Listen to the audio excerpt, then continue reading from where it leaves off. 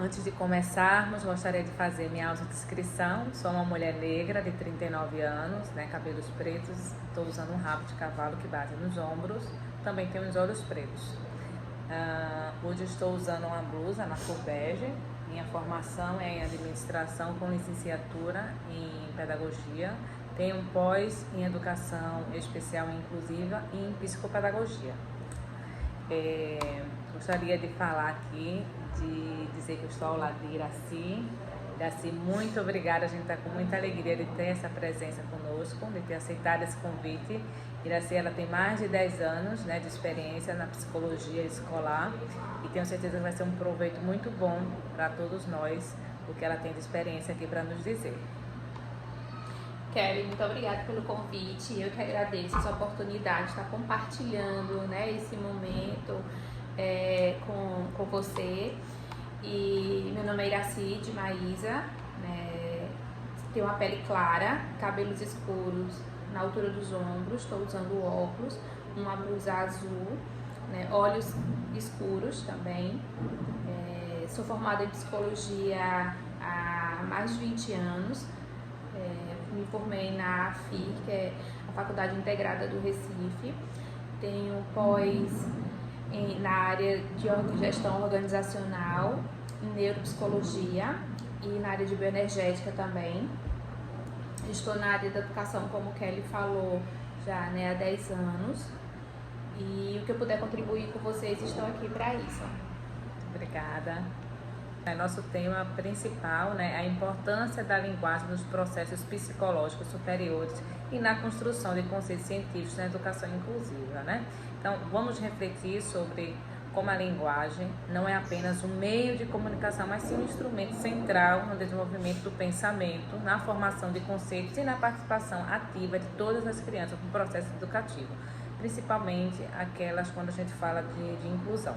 A gente vai para a primeira pergunta, tá? Com Iraci. Vamos lá. Primeira pergunta, Iraci, você, como psicóloga escolar, atuando na educação infantil, o que pode nos dizer sobre o papel da linguagem no desenvolvimento cognitivo e emocional das nossas crianças? Bom, Kelly, a linguagem ela tem um papel muito importante nesse desenvolvimento cognitivo, porque é através dessa linguagem falada que a criança se expressa, que ela apresenta seus sentimentos de uma forma mais organizada, através da fala que ela venha se comunicar com o outro, não só com os adultos, mas com os seus pares. Na educação infantil, a gente percebe muitas crianças nessa fase desse início, do desenvolvimento da fala. Quando existe alguma criança quando a gente se depara com alguma criança que está com um atraso na linguagem, você vê a dificuldade que ela tem, com essa dificuldade que ela tem de se expressar, como ela se desorganiza, como essa questão da fala, ela é a fala organizada, ela é importante, para solicitação, de algum pedido, de algum desejo, para a comunicação com os seus pares. Então, assim, a comunicação nessa primeira fase ela é muito mais importante, ela vai além do que só a questão de fato da fala, Tem aí também todas as questões emocionais que estão envolvidas, que estão para além da questão da fala. É onde a criança vai construir seus significados, onde ela participa da questão das contações de histórias. Entendi. Joia, então.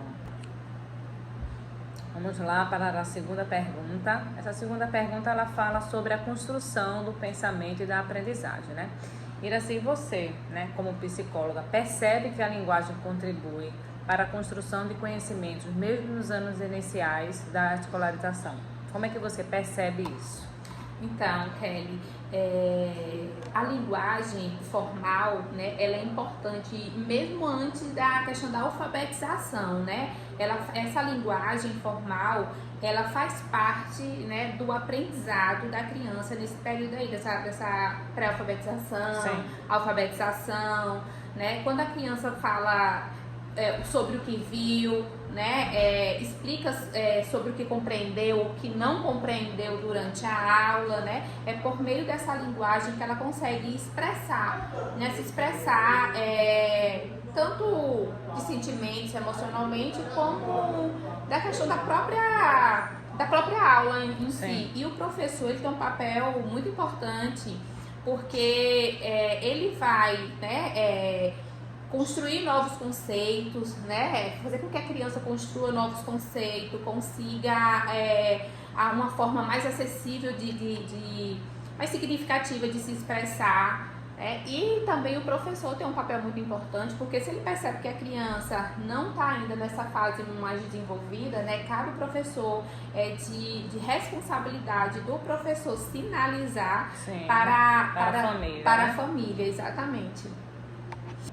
Vamos lá para a nossa terceira pergunta, né, que ela vai saber sobre a questão da inclusão e o apoio psicológico, né?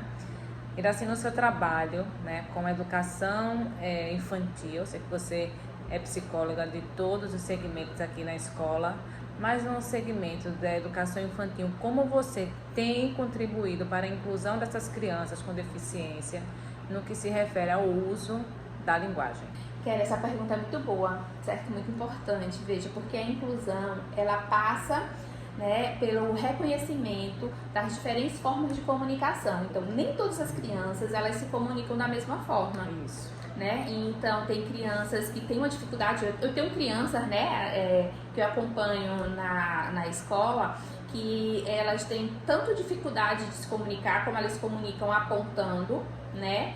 Seja porque não tem essa fala desenvolvida, seja por conta de uma apraxia, seja por conta de ser autista, né, no nível mais severo e não ser verbal. Então, elas apontam, né, pode se comunicar apontando, como também elas utilizam figuras para poder se comunicar. Né? Então, seja pelo tablet, seja por algumas tabelas de rotina, né? Que aí elas usam para se comunicar. E nós, como psicólogos escolares, né, a gente tem esse papel de estar formando, de estar instruindo nossos professores, né, a aprender a se comunicar com essas crianças. Vamos lá para a nossa quarta e última pergunta. Então, assim, de que forma, né, a escola em si ela pode criar um ambiente favorável para o desenvolvimento da linguagem e da comunicação das crianças, né? Respeitando, claro, cada um a sua individualidade. Boa, Kelly. Para essa pergunta, a gente tem várias alternativas, certo?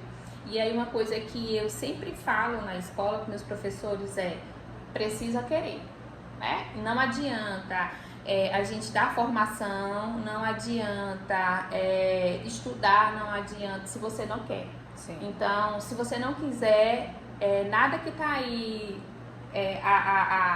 nada que está aí acessível para você em termos de conhecimento vai adiantar. Então, assim, para garantir nesse acesso ao reconhecimento, né, do estudante, inclusive principalmente aqueles que precisam de inclusão, né, os com deficiência, existem aí várias formas, recursos, né? Vários recursos, até como eu falei antes, né, a questão do apontar,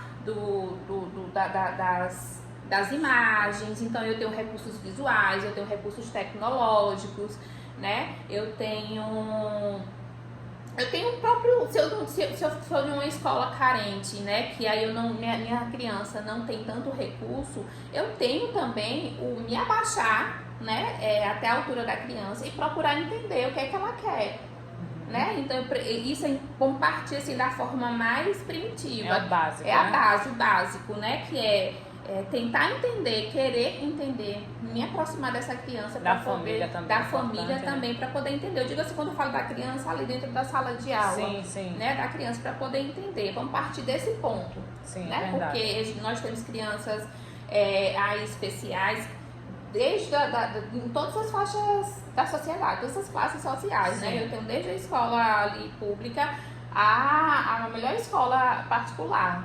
Mas, e nem todas aí têm acesso a essas tecnologias, né? Mas aí tem a questão do eu quero fazer com que aquela criança, eu quero entender o que é que minha criança tem, e aí eu só me abaixar na altura dessa criança e tentar entender, né, o que é que ela quer passar. Bom, gente, a gente chega ao final da nossa entrevista. Iraci, muito obrigada por suas contribuições. Eu que agradeço,